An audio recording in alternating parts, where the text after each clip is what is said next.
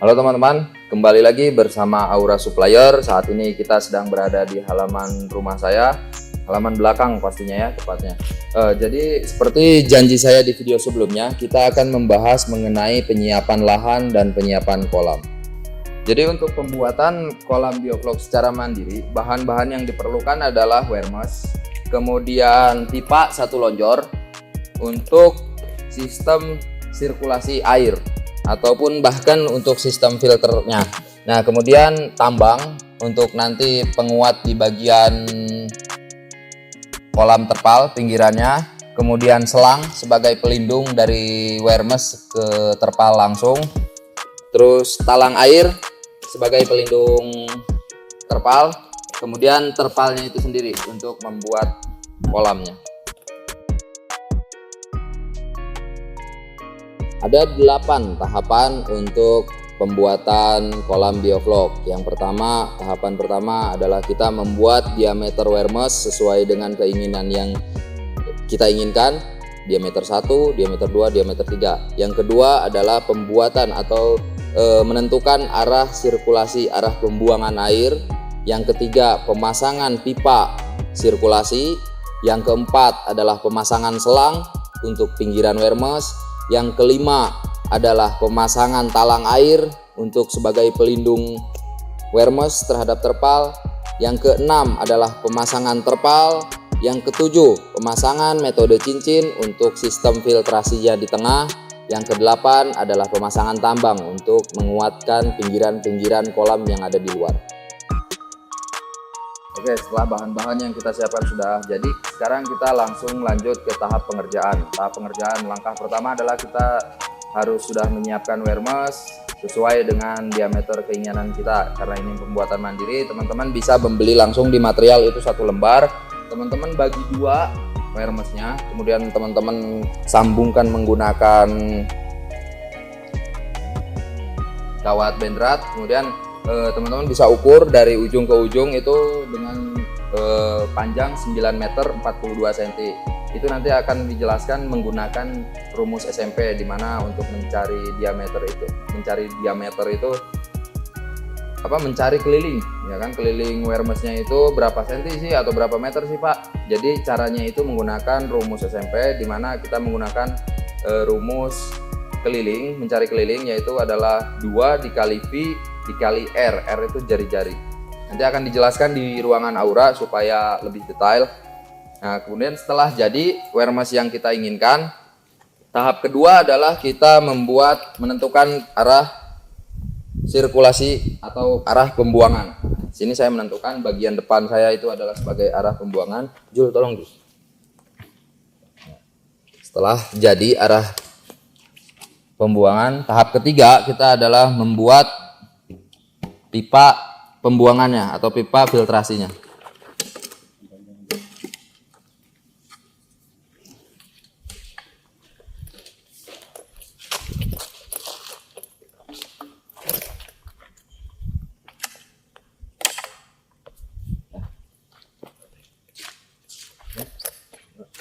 Nah, tahap keempat sekarang kita memasang selang pelindung untuk wermes supaya nggak langsung kena. Nah, teman-teman bisa langsung mengiris ya, diiris 1 irisan.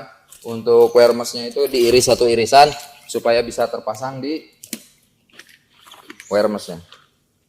Nah, untuk perlu teman-teman ketahui, ada yang menggunakan pelindungnya ini menggunakan pipa yang ukuran kecil ya. Saya tidak menyarankan untuk menggunakan pipa ukuran kecil, dan saya lebih memilih menggunakan selang. Karena apa? Pada saat kita panen, kita atau pegawai yang mau masuk, nah begitu dia nahan badannya di wermes ini, pinggiran itu biasa terjadi pecah di pipanya. Nah, saya tidak mengharapkan itu, dan itu juga bakalan mengeluarkan kos yang lebih lagi karena kita harus perbaikan kolam kita. Makanya saya lebih menyarankan untuk menggunakan selang. Karena kalau pakai pipa pada saat menahan itu bisa terjadi pecah pada pinggiran. Pasang.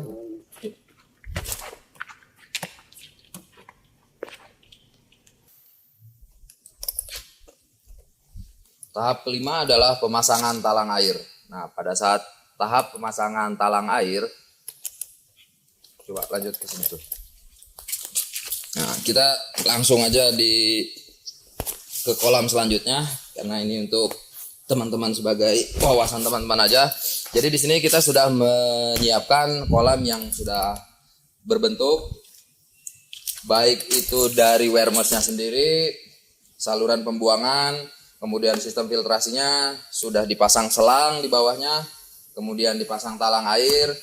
Kemudian tahap selanjutnya adalah pemasangan terpal. Ya, kita coba pasang terpalnya.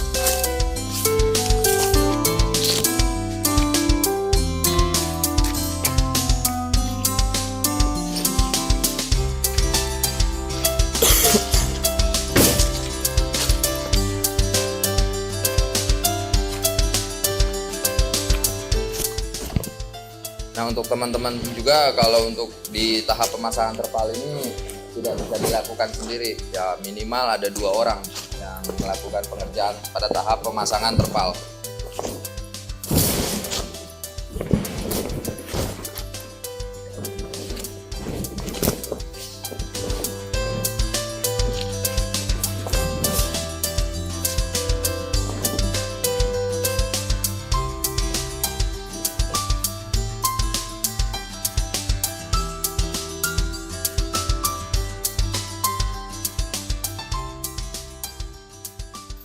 Di tahap selanjutnya kita akan membuat sistem metode cincin.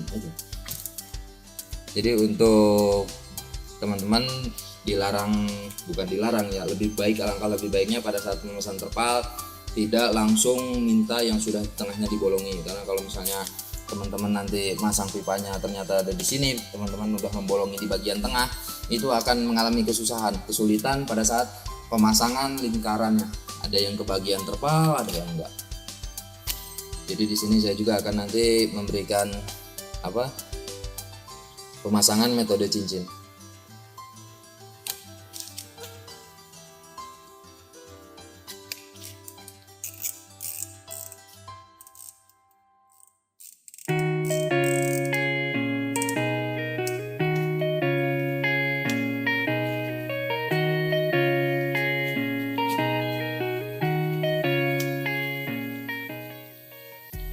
Untuk irisan seperti mengiris kue ya, jadi harus berbentuk.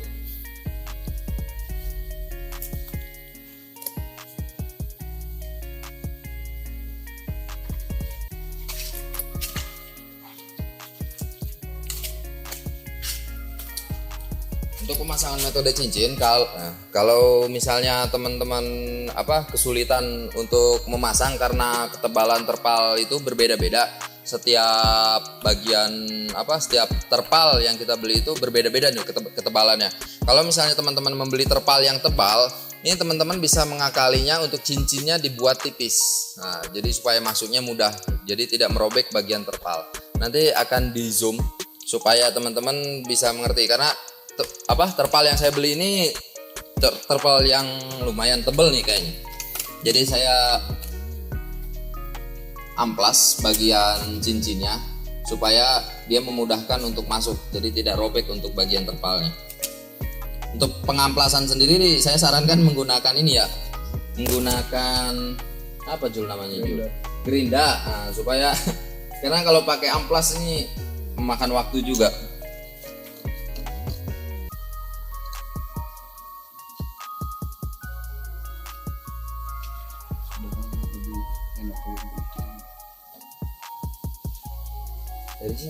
Dari sini. Nah,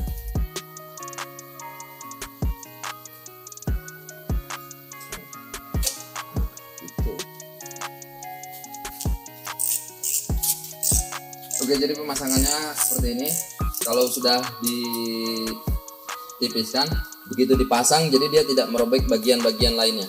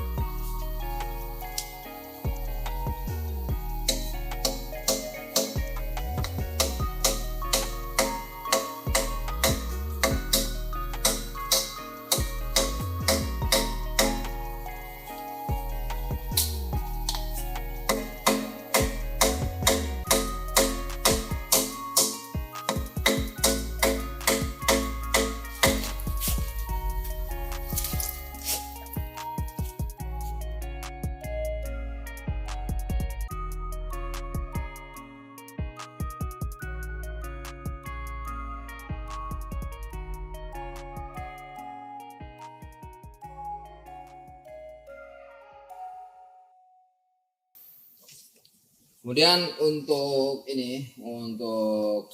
filter, nah kita teman-teman bisa membuat motifnya jadi seperti ini ya kan, menggunakan gerinda dipotong-potong.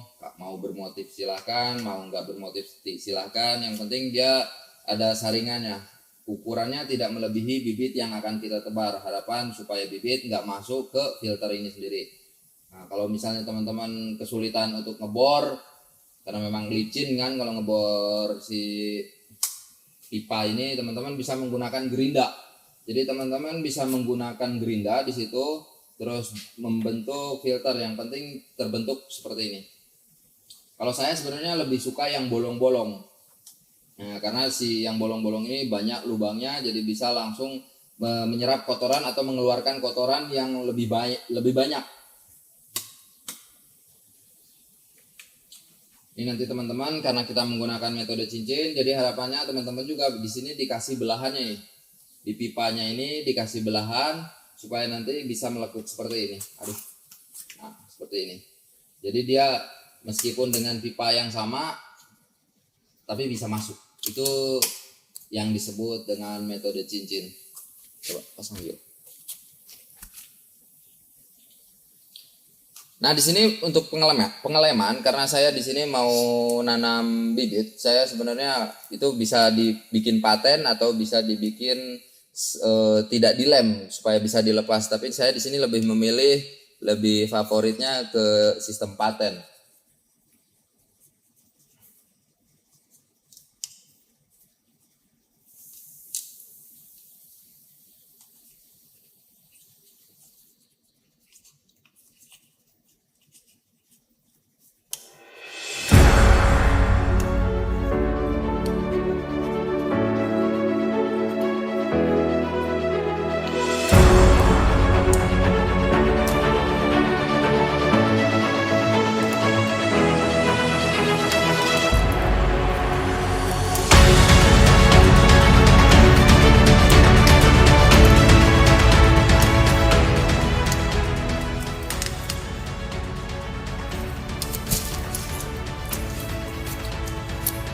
Selesai. Tahapan terakhir adalah memasang tambang untuk menguatkan bagian luar terpalnya. Itu saja. Sekarang kita jadi sudah memiliki kolam diameter 3 dengan membuat sendiri, menghemat biaya, menghemat pengeluaran. Teman-teman bisa tiru atau teman-teman bisa praktekkan ini semuanya. Selesai, kita punya kolam diameter 3. Dah. Yes.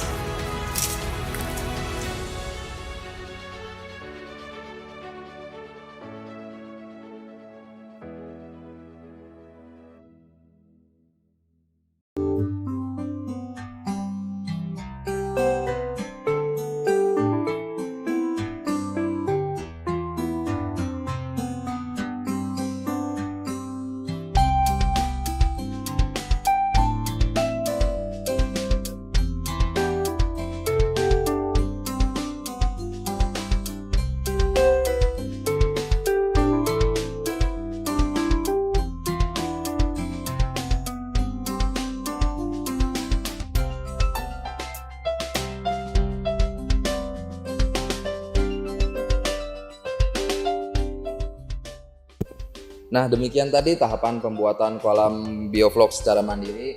Untuk teman-teman yang memiliki lahan tapi tidak memiliki waktu untuk pembuatan kolam secara mandiri, teman-teman bisa menghubungi Aura Supplier untuk pembuatan kolam biofloknya, karena Aura Supplier membuka jasa untuk pembuatan kolam bioflok.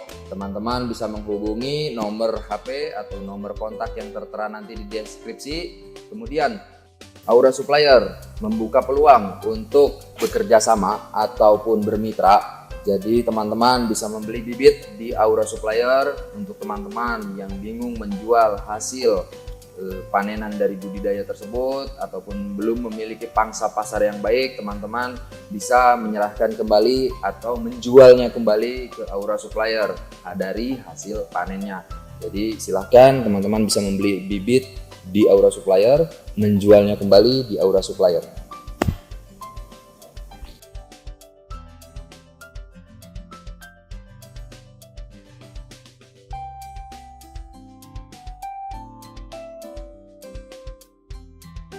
Oke teman-teman, kita sudah berada di ruangan Aurafis, di mana di ruangan ini kita akan membahas dan mensimulasikan secara rinci dan detail poin-poin penting apa saja yang sudah kita lakukan di lapangan tadi.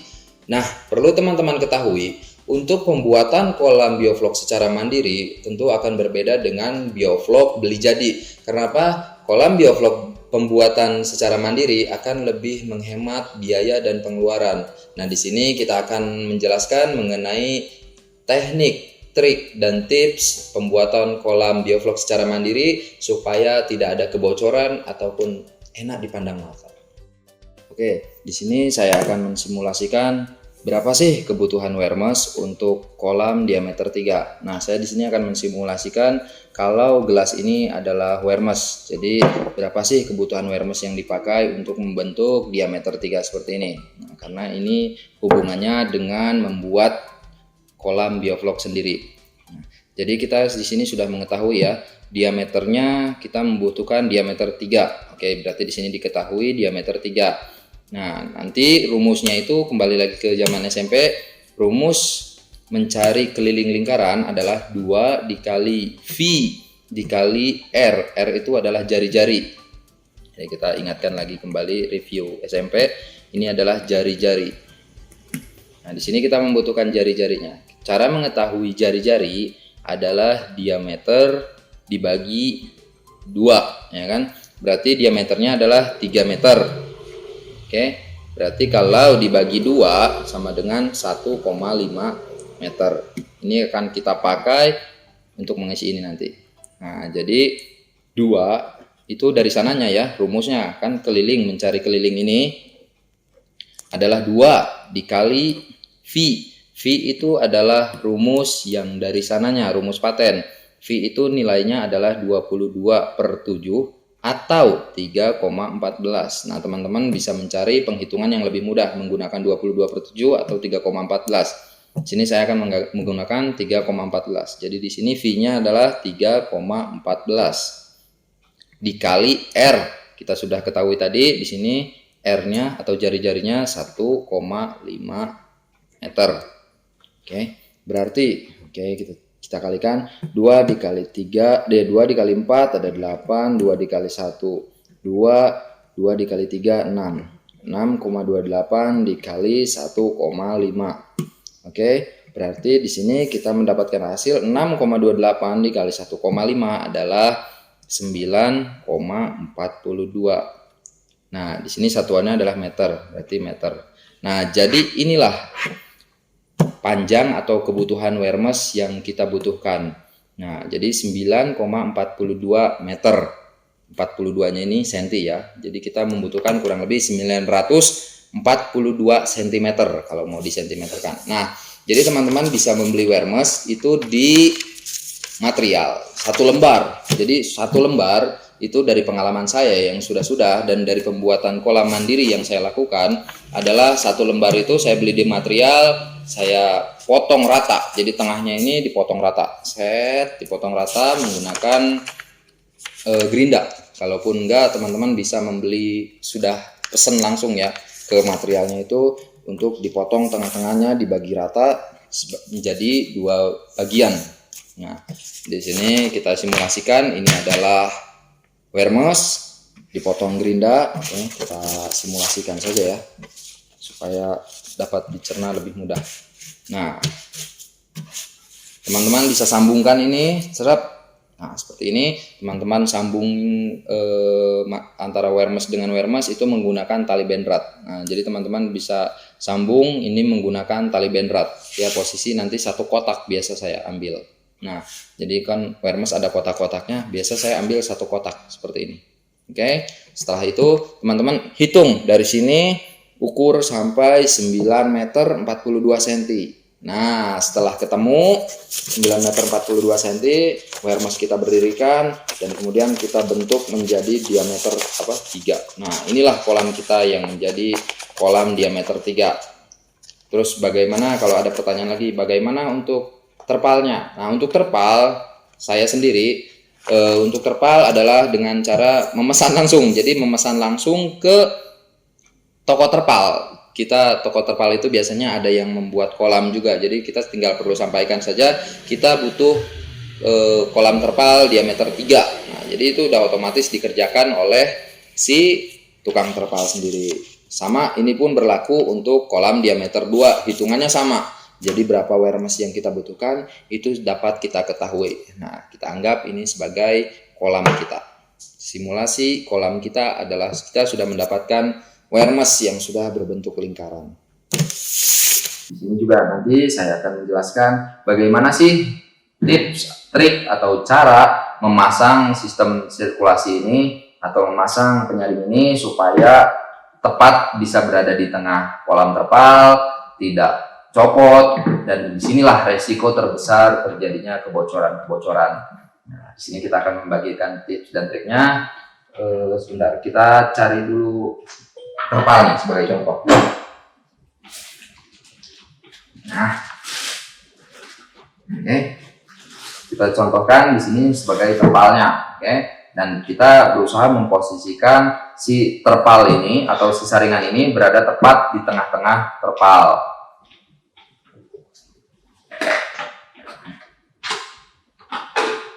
Jadi untuk saluran bawahnya tadi itu berada di bagian bawah.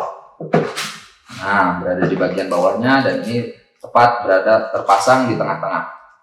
Nah, inilah resiko terbesar terjadinya kebocoran-kebocoran yang ada di kolam-kolam bioflok kita. Nah, teknik yang saya pakai, saya akan coba jelaskan di sini, yaitu dengan cara sistem cincin. Ini saya menamainya ini sistem cincin. Kenapa? Karena kita menggunakan cincin. Oke. Nah, jadi kita ibaratkan ini adalah terpal. Kita anggap saja meja ini terpal. Saluran bawahnya itu tadi ada di bawah. Saya hanya ingin menjelaskan bagaimana sih teknik pemasangan sirkulasi atau penyaring ini tepat berada di tengah supaya tidak terjadi kebocoran. Nah, jadi sebenarnya caranya seperti ini.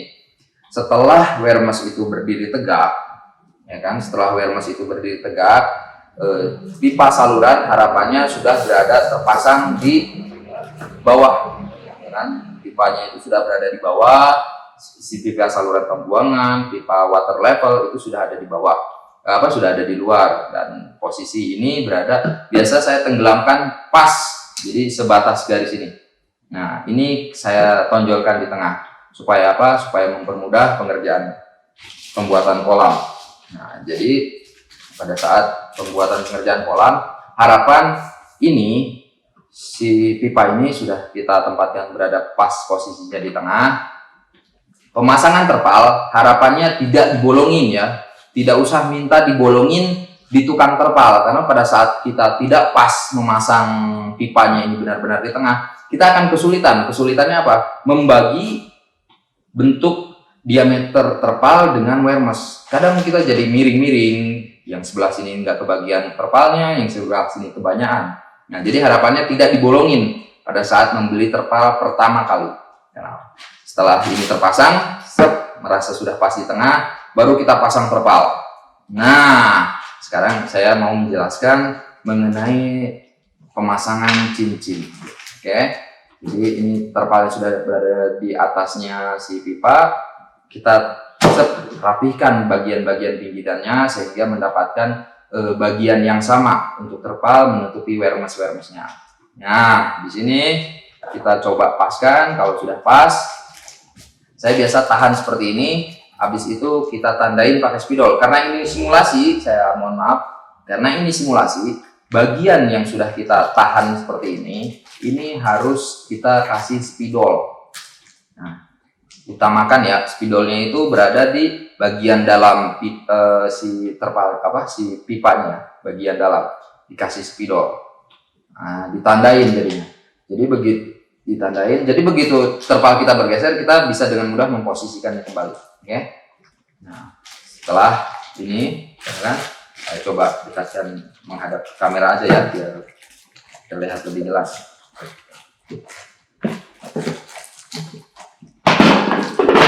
Nah, kalau sudah ditandain, biasanya ini udah simulasi aja udah agak kerepotan juga. Apalagi nggak dikasih pembatas pasti lari-lari. Nah, kalau sudah ditandain dengan spidol, baru kita lakukan pemotongan. Saya melakukan pemotongan seperti ini. Pertama, potongan kue jadinya. Jadi seperti potongan kue. 1, 2, 3, 4. Nah, jadi 4 kali pemotongan. Ya. Jadi seperti ini. Jadi saya lakukan pemotongan yang pertama. Ini kalau benar-benar terpal atau pada saat kita praktek di lapangan, harapan saya kalian teman-teman semua menggunakan cutter ya, jangan menggunakan pisau karena akan beresiko merusak ke mana-mana. Jadi sobek ya, bukannya terpotong. Karena harapannya menggunakan cutter yang tajam, jadi tidak sobek. Nah, seperti ini. Oke, kita potong mengikuti garis spidol kita. Ini hanya simulasi, perlu teman-teman ketahui. Karena untuk di lapangan kita sudah langsung melihat di lapangannya. Nah, setelah seperti ini, nah inilah proses metode cincin yang saya bilang. Cincin ini pipa yang 2 in ya, 2 in langsung bisa masuk ke sini. Nah, seperti ini. Jadi sebelum dipasang ini dilem dulu pakai lem pipa. Nah, supaya dia paten begitu dimasukin. Nah, dimasukin. Oke. Nah, inilah namanya sistem cincin, dimana di sini sudah tidak akan terjadi kebocoran. Nah, jadi akan terlihat rapi. Bisa teman-teman lihat, dia sudah mengunci karena dia sistem cincin. Nah, biarkan dulu ini sekitar 5 menit atau 10 menit sampai si lem pipa tersendiri juga, si lem pipa itu juga jadi kering ya. Biarin aja, upayakan dia datar, rata aja, gak usah terlalu ke dalam karena itu akan menggeser bagian-bagian terpal yang lainnya. Sudah cukup biarkan sampai sebatas irisan spidol kita. Nah, sekarang barulah kita ke teknik atau tips yang selanjutnya pada saat pemasangan. Biasanya kalau pipanya ketemu pipa seperti ini, dia kan nggak ketemu nih karena sama-sama ukuran 2 in. Nah, ini tips yang mungkin bisa teman-teman gunakan, yaitu dengan cara memotong tanda plus itu dikasih potongan seperti ini. Nah, potongan seperti ini 1, 2, 3, 4. Jadi setiap pojok, ya kan? Jadi atas, bawah, atas, bawah, kanan, kiri. Nah, itu bisa dikasih belahan kira-kira ya 1 cm boleh, setengah cm boleh, supaya dia bisa melekuk seperti ini. Nah, menciut jadinya ya kan. Jadi begitu kita langsung pada saat kita mau masukkan, kalau kita mau pakai sistem paten, kita bisa langsung lem ini. Kalau kita mau pasang lepas, kita bisa langsung cuma tempelkan. Tapi kalau mau paten, untuk di kolam saya sendiri, saya biasa menggunakan sistem paten. Tergantung ikan apa yang mau saya taruh di sini. Kalau misalnya hanya khusus untuk bibit, saya biasa menggunakan sistem paten. Tapi kalau untuk gurame yang sudah dewasa, saya pakai sistem lepas. Kenapa? Mempermudah pembersihan kolam. Jadi seperti ini. Jadi begitu masang, tinggal dilakukan.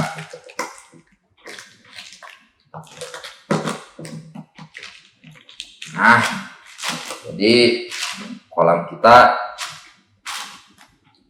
filternya tepat berada di tengah. Oke, tepat berada di tengah. Ini namanya sistem cincin yang saya pakai, ya kan? Sistem cincin yang saya pakai. Oke, di sini kita tinggal kasih penutup supaya ikan nggak masuk ke sini. Apalagi kalau bibit yang kita ambilkan. Oke. Begitu metode sistem cincin yang saya pakai di kolam Aura Fish. Semoga bermanfaat.